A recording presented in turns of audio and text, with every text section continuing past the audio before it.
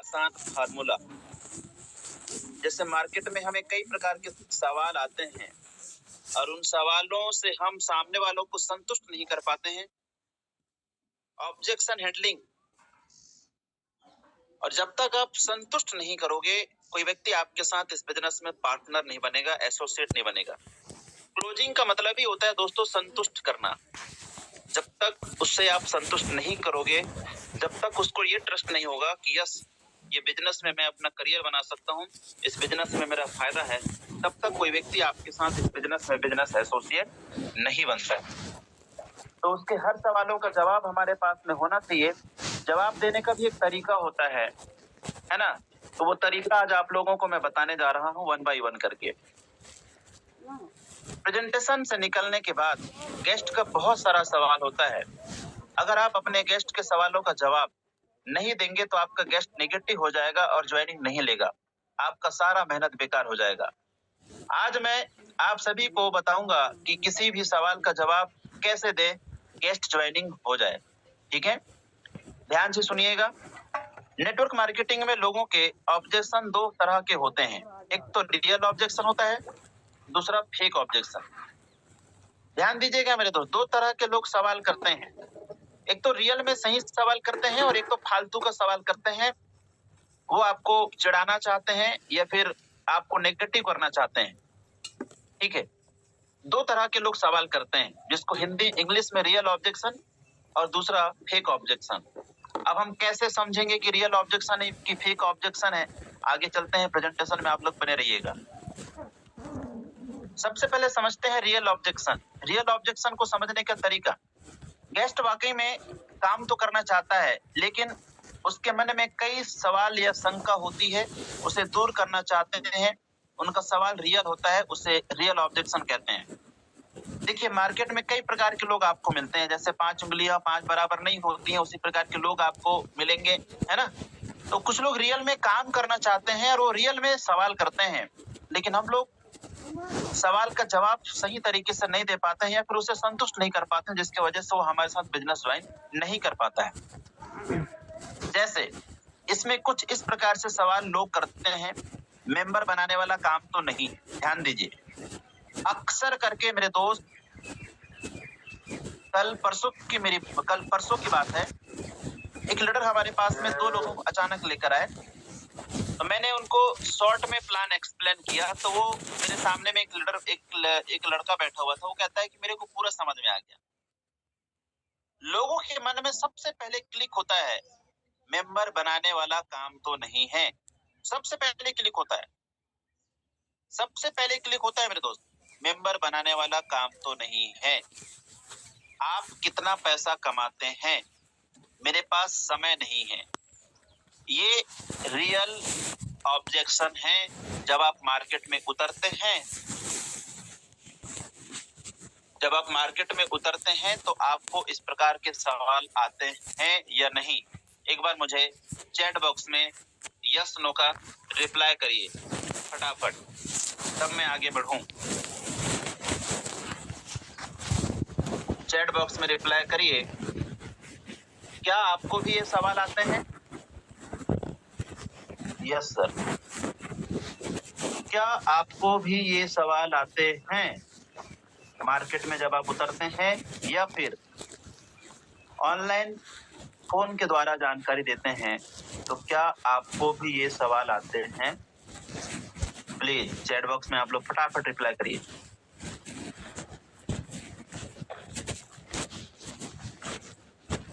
Very good sir, आप सब लोगों का बहुत तेजी से रिप्लाई आ रहा है, मैं देख रहा हूँ। हर नेटवर्कर को आता है, बिल्कुल आता है। गोविंद नाथ जी का मैसेज है, राम लखन बैगा जी का मैसेज है, yes sir yes sir. Saroj ma'am का मैसेज, यस सर।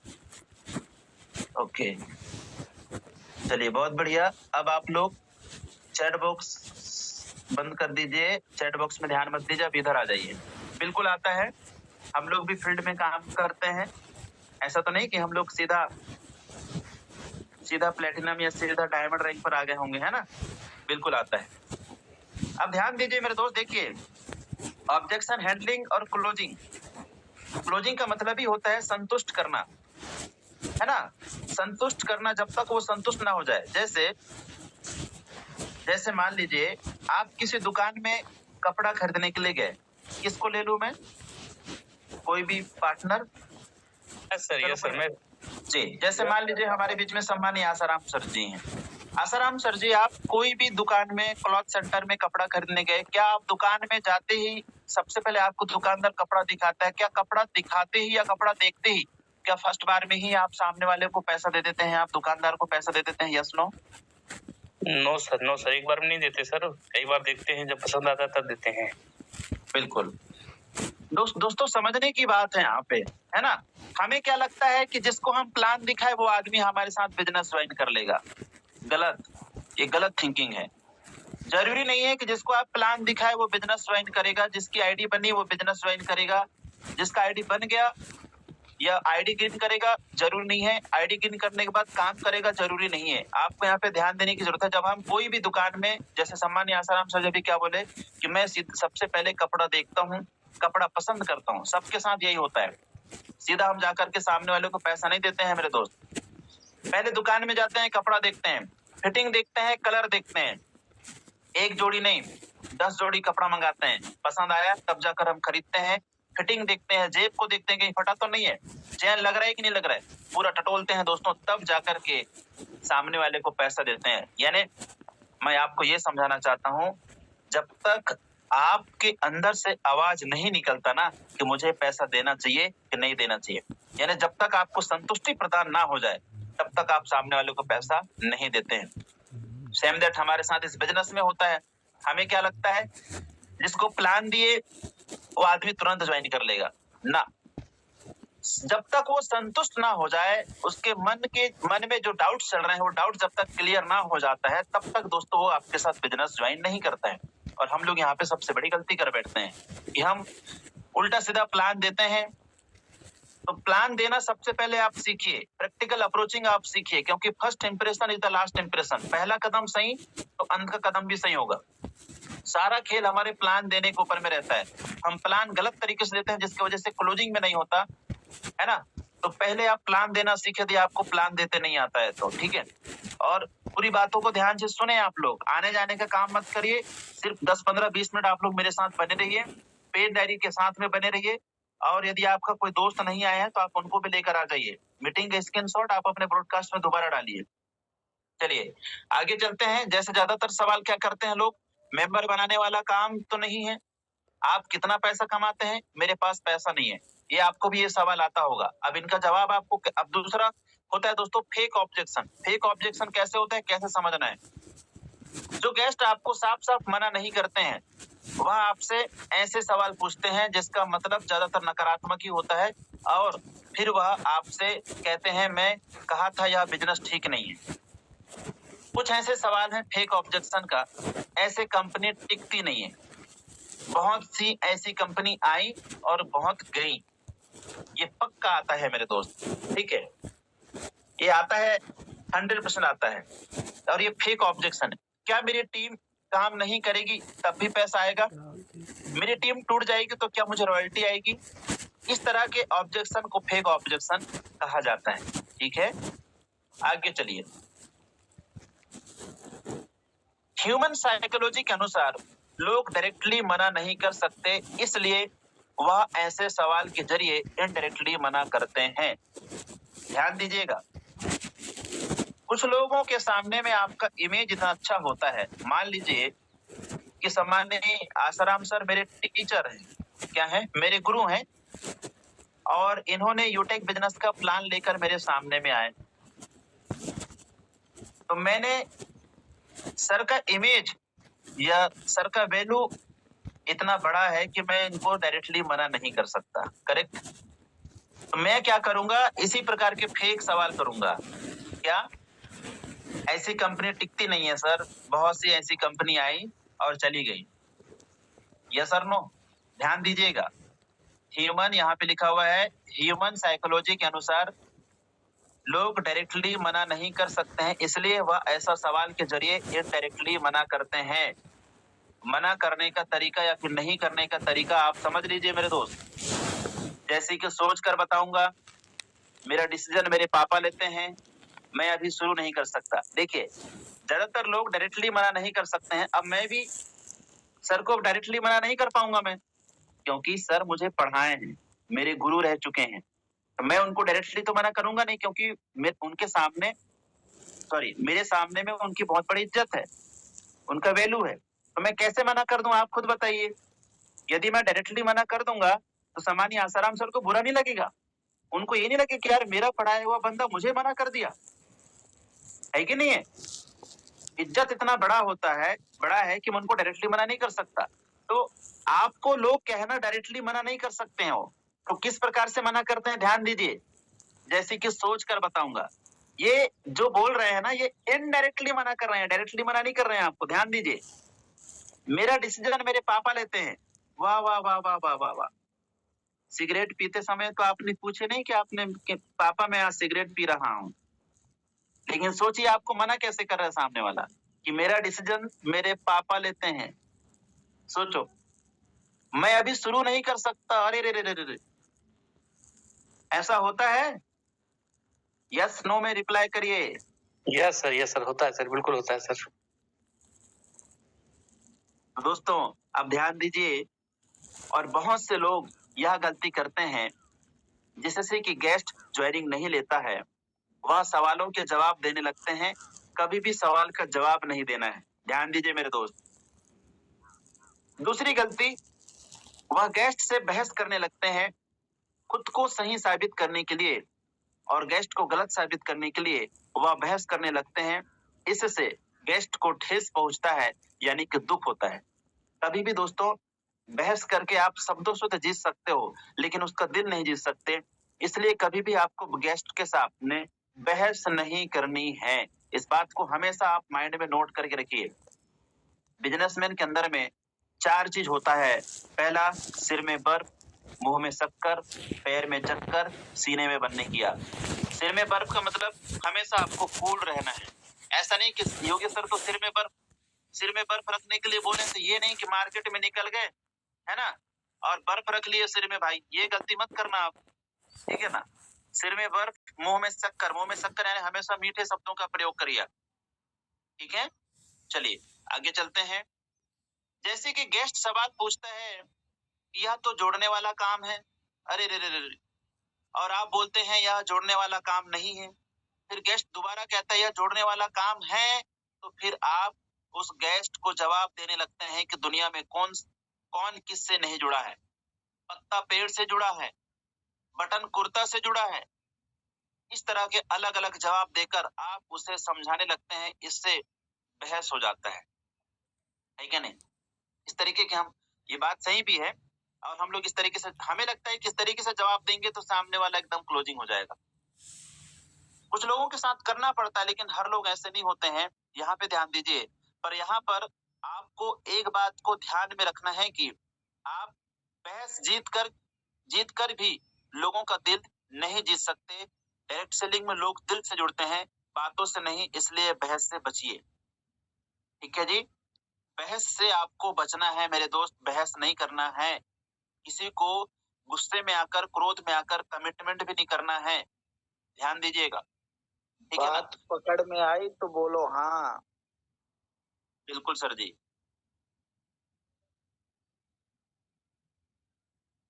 तो बहस नहीं करना है मेरे दोस्त, ध्यान दीजिएगा। ये बहुत बड़ी पॉइंट मैं आपको बताने जा रहा हूँ। हर समय हर दिन एक जैसा नहीं होता है, और हम लोग बहस क्रोध में आकर के, गुस्से में आकर के कभी कभी गलत जवाब दे देते हैं।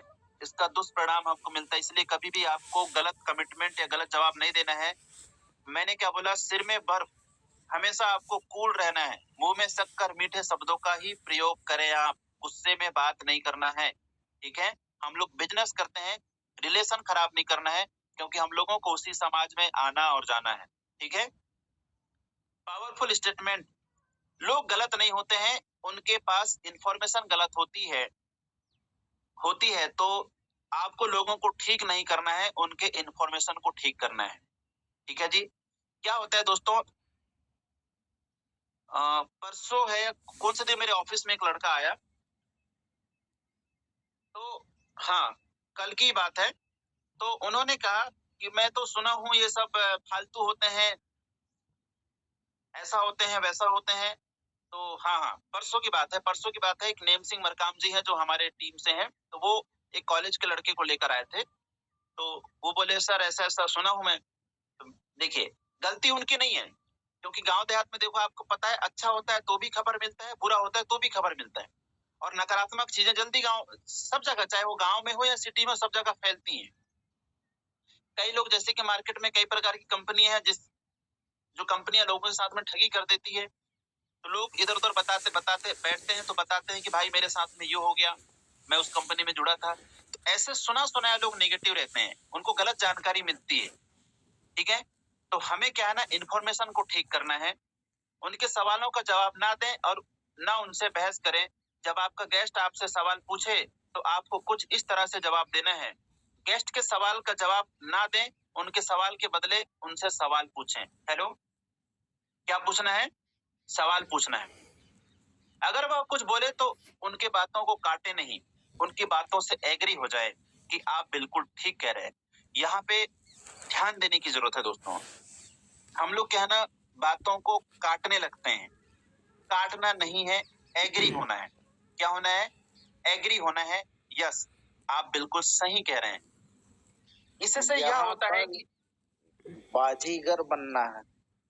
जी, जी करियो।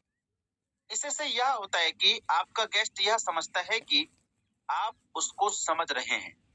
देखिए, साइकोलॉजी को आपको समझना है सामने वाले का। आपको बातों को नहीं काटना है, आपको सहमत होना है, एग्री होना है।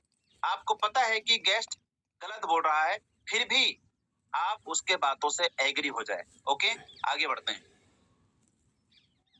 उसके बातों को एग्री करने के बाद आप यह 3 फार्मूला का इस्तेमाल करें। Feel, field, found. इसको आप नोट कर लीजिए। Feel, field, found.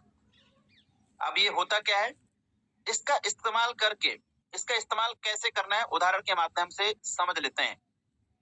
इस फार्मूला का इस्तेमाल करके आप नेटवर्क मार्केटिंग के सारे ऑब्जेक्शन को हैंडल कर सकते हैं। Feel, field, found. ध्यान दीजिएगा, कहीं यह जोड़ने वाला तो काम नहीं है, कहीं यह मेंबर बनाने वाला काम तो नहीं है।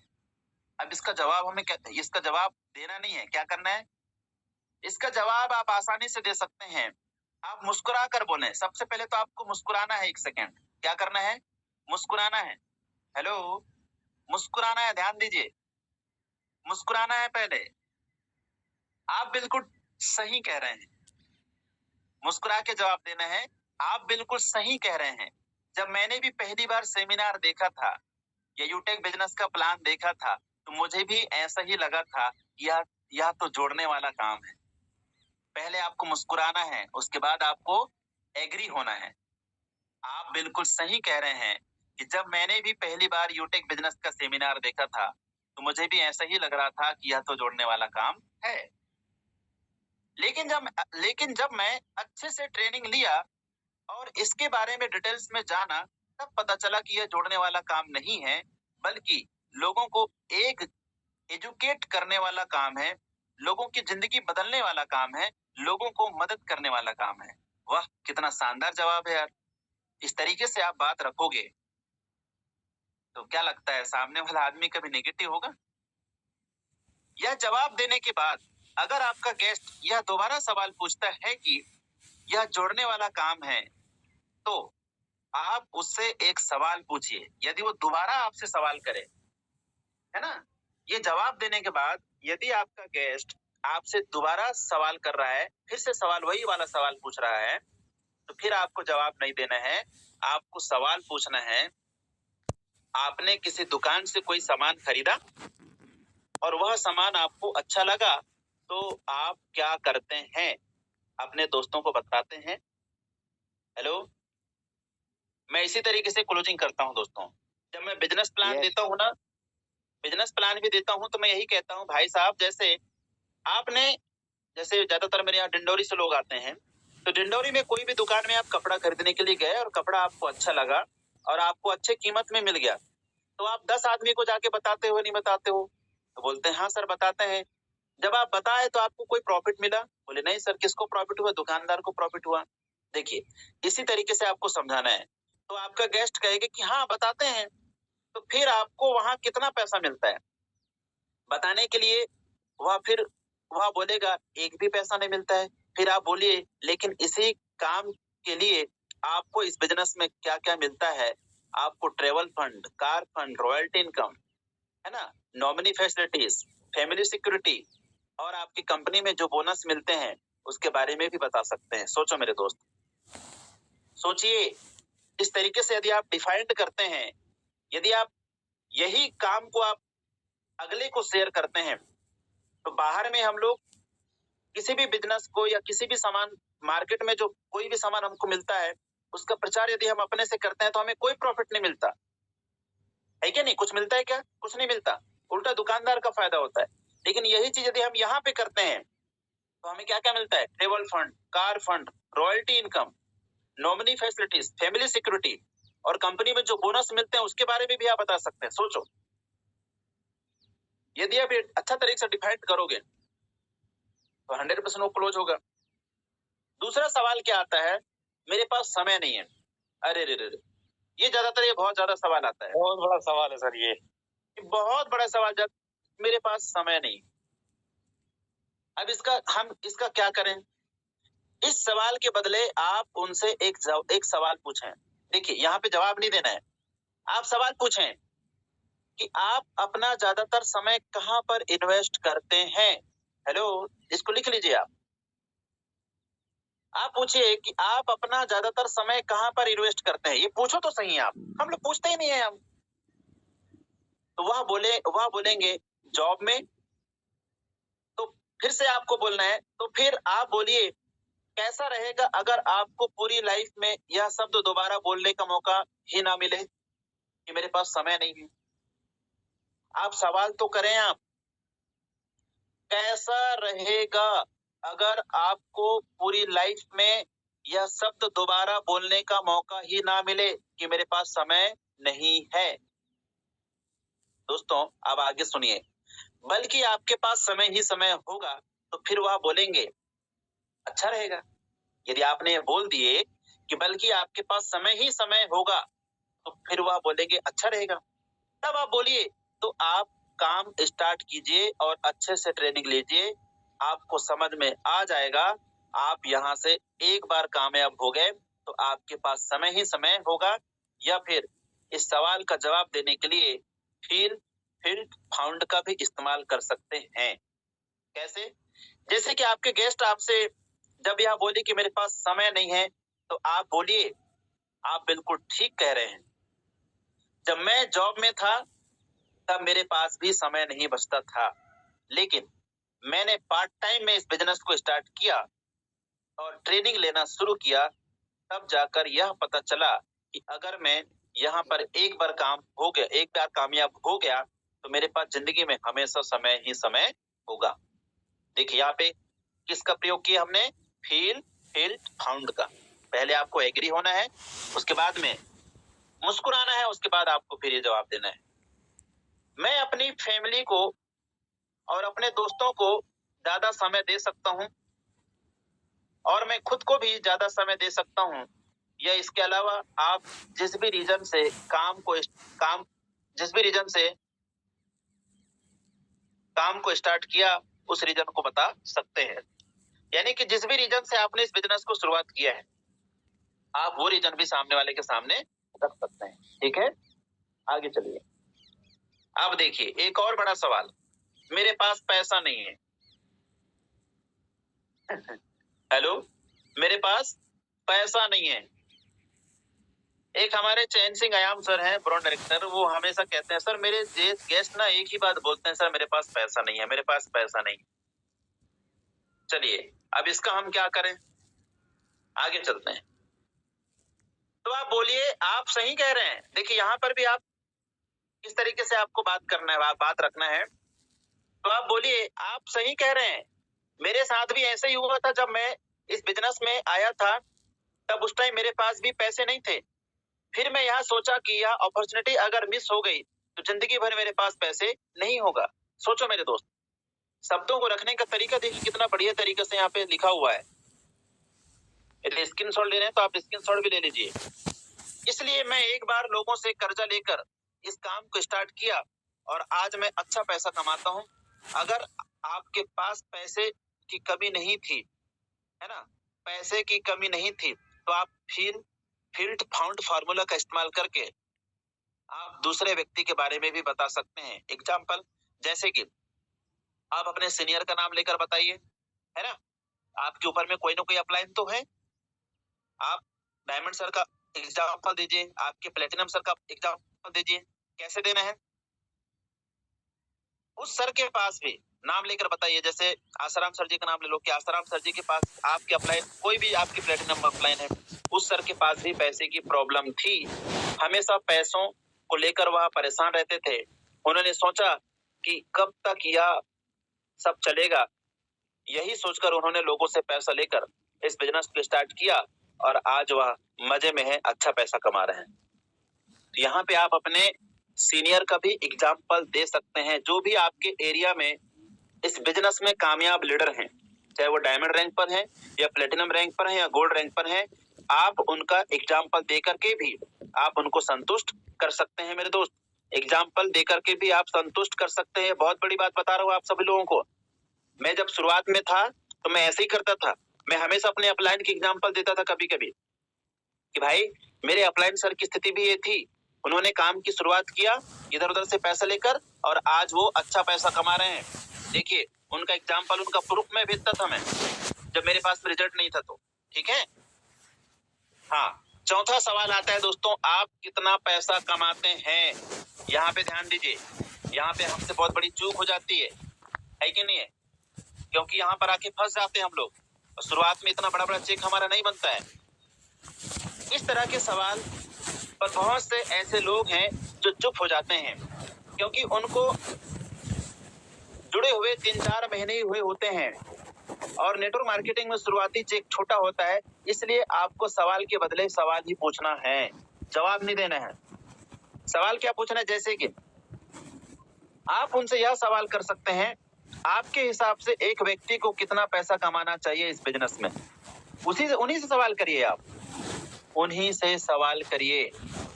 अगर आप कंपनी के सिस्टम के अनुसार काम करेंगे तो आपने जितना बताया उससे भी ज्यादा कमा सकते हैं।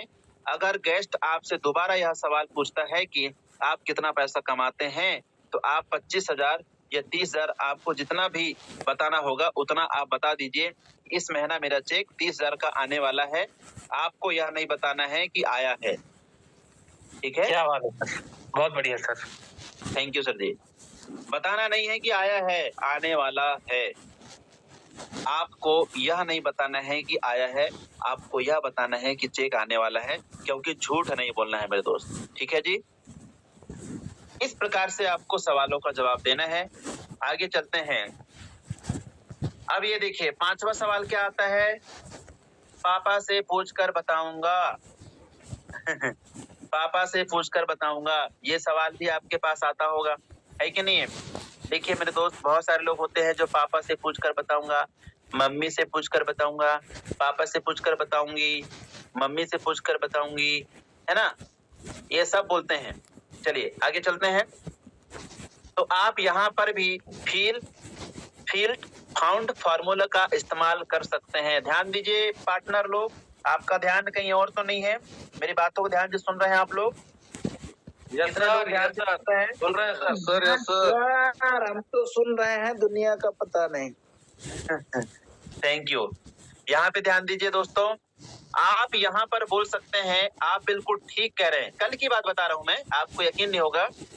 कल मैं शाम को ऑफिस बंद करके डायमंड सर के साथ में आ रहा था, डायमंड मतलब रिटर्न हो रहा था। मैंने सोचा कि अपलाइन सर को मैं कॉल कर लूं, क्योंकि मेरी एक आदत है, जब भी अच्छा होता है या बुरा होता है मैं अपलाइन सर को शेयर करता हूँ।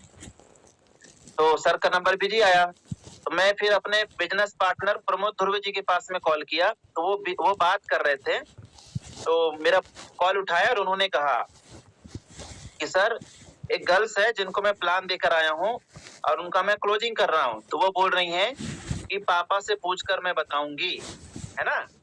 देखिए, तो मैंने कहा ठीक है बात कराओ। फिर बात किया, तो यहाँ पे जो लिखा है उसी प्रकार से मैंने जवाब देने की कोशिश किया। तो यहाँ पे दोस्तों आपको फील्ड फाउंड का उपयोग करना है। क्या बोलना है? आप बिल्कुल ठीक कह रहे हैं। किसी भी काम को शुरुआत करने से पहले अपने गार्जियन से पूछना बहुत ही जरूरी होता है ना? अपने गार्जियन से पूछना बहुत जरूरी होता है, क्योंकि सबसे बड़े भगवान तो वही हैं। जब मैं भी इस काम को स्टार्ट किया था, उस टाइम मैंने भी अपने पापा से पूछा था, लेकिन उन्होंने उस टाइम मना कर दिया था। ध्यान दीजिए, लेकिन उन्होंने उस टाइम मना कर दिया था। फिर मैंने अपने सीनियर से सारी बातें बता दिया, तो उन्होंने बताया कि तुमने जो प्रेजेंटेशन 1 घंटे में देखा था, उसको कितना देर में अपने पापा से बताए हो? तो फिर मैं बोला 2 मिनट में पापा से सारी बातें बता दिया। अरे रे रे, तो यही बात मैंने भी वो गर्ल्स को बोला कि देखिए, मैं मानता हूँ और मैंने भी उनके ही बोला, पापा से मम्मी से पूछना अच्छी बात है, बुरी बात नहीं है ना? और सबसे पहले तो आपको उन्हीं को पूछना चाहिए। अब यहाँ पे सुनिए, तब मैं बताऊंगा आगे। तो उन्होंने बोला, अगर 1 घंटे की प्रेजेंटेशन को 2 मिनट में बताओगे तो घर वालों को क्या समझ में आएगा? तो मैं अपने सीनियर की बात मानकर अपने पापा को अगले दिन प्रेजेंटेशन में लेकर गया, तब जाकर मेरे पापा को समझ में आया, और आज वह मेरा पूरा सपोर्ट करते हैं, और आज मैं इस लेवल पर हूँ। मैंने भी उनको यही बात बोला, देखिए बहन, गार्डन थैंक यू सर जी। मैंने भी कहा, देखिए सिस्टर, आपके पापा जी गलत नहीं है, कोई के मम्मी पापा गलत नहीं होते हैं। हर माँ बाप चाहते हैं कि हमारा बेटा या हमारी बेटी तरक्की करे। लेकिन एक बात मुझे बताइए, आपको बनना डॉक्टर है, और आप एक मैथ्स वाले टीचर के पास जाकर के पूछोगे कि सर मुझे डॉक्टर बनने का राय बताइए, डॉक्टर कैसे बनना है? तो उनको मैंने पूछा, तो वो बोलती है कि नहीं सर, मैथ्स वाला टीचर तो कभी नहीं बताएगा, है कि नहीं?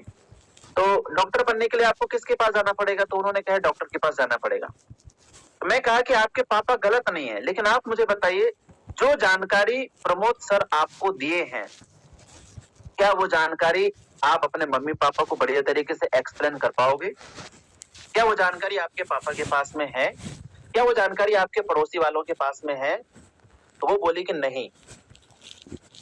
तो मैंने उनको कहा कि या तो फिर आप जूम पे लेकर आइए, तब जाकर उनको समझ में आएगा, नहीं तो आपको सीधा सीधा मना कर देंगे, है ना? तो बोली हाँ सर, सही बात बोल रहे हो आप।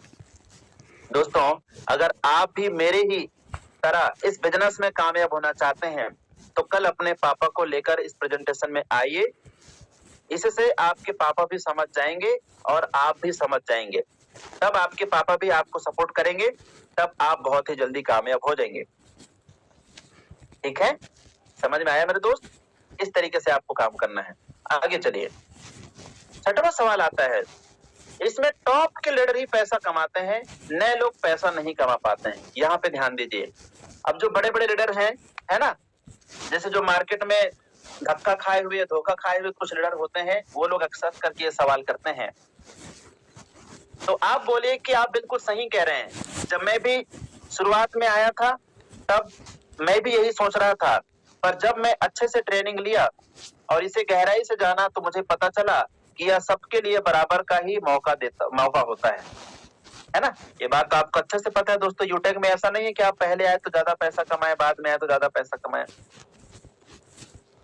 इसे और अच्छे से समझने के लिए चलिए एक उदाहरण के माध्यम से समझ लेते हैं। जब आप ट्रेन का टिकट लेने जाते हैं, तो सबसे पीछे लगे होते हैं, लेकिन जब तक टिकट काउंटर तक पहुंचते हैं, तब तक पीछे एक लंबी लाइन लग गई होती है। उसी तरह इस बिजनेस में भी नए लोगों के लिए उतना ही अपॉर्चुनिटी है जो पुराने लोगों के लिए होती है। आपने टिकट तो खरीदा होगा काउंटर में जाकर के, है ना?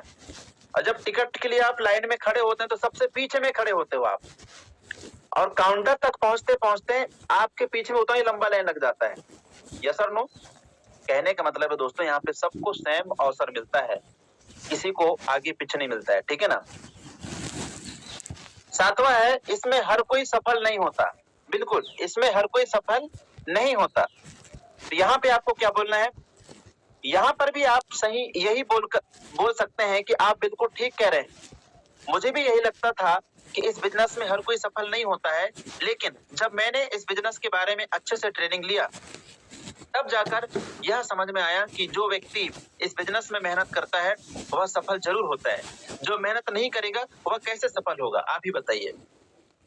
आप दुनिया की किसी भी काम में देखिए तो जो ज्यादा मेहनत करता है वही सफल होता है। और यहाँ पर आपको है ना गाइडलाइन भी मिलता है, सपोर्ट भी मिलता है, ट्रेनिंग भी मिलता है, इससे सफलता कई गुना बढ़ जाती है। 100% मिलता है दोस्तों। सुबह 6:50 में ट्रेनिंग मिलती है, रात में 9 बजे, शाम को 6:50 में, है ना। तो सब कुछ मिलता है, अपलाइन की तरफ से गाइडलाइन भी मिलता है, सपोर्ट भी मिलता है, ट्रेनिंग भी मिलता है, तो यहाँ पे सफलता के चांसेस ज्यादा होते हैं। ठीक है। 8वां, प्रोडक्ट बहुत महंगा है। ये भी सवाल आता है मेरे दोस्त। अब आपको क्या बोलना है यहाँ पे? तो आप बोलिए आप सही कह रहे हैं, मुझे भी यही लगता था, इसका प्रोडक्ट बहुत ही महंगा है, लेकिन जब मैं ट्रेनिंग लिया तब मुझे पता चला कि ट्रेडिशनल के मुकाबले इसका प्रोडक्ट सस्ता है। सस्ता कैसे होता है? जब आप भी ट्रेनिंग लेंगे तब आप भी इसको देखते ही समझ जाएंगे। ठीक है। शुरुआत में ऐसे ही होता है दोस्तों, क्योंकि हमें ये नहीं पता होता है कि यहाँ के प्रोडक्ट में क्या क्या मिलकर बने हैं, ये प्रोडक्ट क्या क्या चीजों से मिलकर के बना है। तो जब आप इसकी पूरी ट्रेनिंग लेंगे तब आपका ऑटोमेटिक प्रोडक्ट की ट्रेनिंग लेंगे तब ऑटोमेटिक आपको समझ में आ जाएगा ये तो बाहर से भी बहुत सस्ता है। ठीक है। 9th नंबर में सवाल आता है दोस्तों, सोच कर बताऊंगा। क्या? सोच कर बताऊंगा। अरे रे रे रे, कब बताएगा भाई सोच के? इसका जवाब कैसे देना है? इसका मतलब आपका गेस्ट संतुष्ट नहीं है।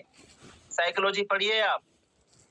जो गेस्ट आपको बोल रहा है कि जो पार्टनर आपको बोल रहा है कि सोच कर बताऊंगा, तो आप समझ जाइए इसका मतलब आपका गेस्ट संतुष्ट नहीं है। आपके गेस्ट के मन में और भी डाउट हैं, आप उनसे पूछिए आप किस बारे में सोचना चाहते हैं, प्रोडक्ट के बारे में या प्लान के बारे में या इंसेंटिव के बारे में। समझ में आया? आप बताइए, तो मैं आपके कंफ्यूजन को दूर करने में कुछ मदद कर सकता हूं। उनसे आप तब तक सवाल पूछिए जब तक कि वह असली सवाल ना पूछ ले। ठीक है जी। और फिर इसके बाद आप फील, फेल्ट, फाउंड फार्मूला का इस्तेमाल करके उनके सवालों का जवाब दीजिए। इसमें एक बात आपको यह ध्यान में रखना है कि आपको क्या कहना है, क्या नहीं कहना है, इसके बारे में भी अच्छे से जान लेते हैं। ठीक है। डोंट यानी क्या नहीं कहना है, यानी कि क्या नहीं करना है। लोगों के सवालों का डायरेक्टली जवाब नहीं देना है, बहस नहीं करना है, क्योंकि बहस करने से लोगों के दिल को ठेस पहुंचता है और वह ज्वाइनिंग नहीं लेता है। डज यानी कि क्या करना है। आपको सवाल के बदले सवाल पूछना है, उनके बातों को काटना नहीं है बल्कि एग्री करना है। फील, फील्ड, फाउंड का इस्तेमाल करके आप उनको अच्छे से सवाल दीजिए, जवाब दीजिए कि मुझे भी ऐसा ही लगा था और जब मैंने ट्रेनिंग लिया तब मुझे पता चला कि ऐसा नहीं होता है। वह जो भी बोले, चाहे वह गलत ही क्यों ना बोल रहे हो, उसको एग्री कीजिए। इससे गेस्ट को लगता है कि आप उसको समझ रहे हैं, क्योंकि लोग गलत नहीं होते, उनके पास इंफॉर्मेशन गलत होती है। Thank you so much for your precious time. बहुत बहुत धन्यवाद, आपने मुझे अपना कीमती समय दिए। दोस्तों, मैं अपने शब्दों को यहीं पे विराम देना चाहूंगा और माइक हैंड ओवर करना चाहूंगा सम्मानित दादा गुरु सर को। स्वागत है सर आपका। Thank you Dhruvesh sir, thank you. बहुत बहुत धन्यवाद sir. Gold director Jagat Singh Pune Maharashtra से बहुत बहुत धन्यवाद। इतनी आवाज। Thank you very much. Thank you sir ji. Thank you Gurudev, बहुत जबरदस्त इंफॉर्मेशन देने के लिए बहुत बहुत धन्यवाद। प्रवीण नीनामा, गोल्ड डायरेक्टर कश्मीर से। थैंक यू वेरी मच सम्मानित योगेश सर, बहुत ही वंडरफुल आज आपका सेशन रहा सर। मैं जितनी तारीफ करूं कम है। मैं सच बता रहा हूं, आप